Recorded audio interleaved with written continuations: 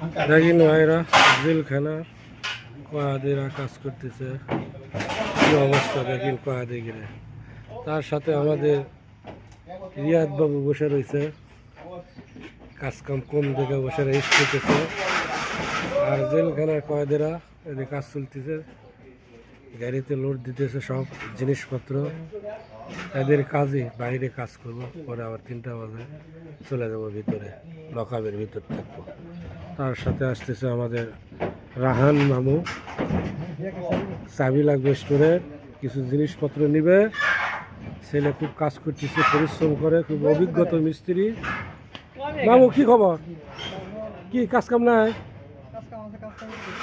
তো এখানে একা তোর মামু কই? লোকমান মামু তোর কপালা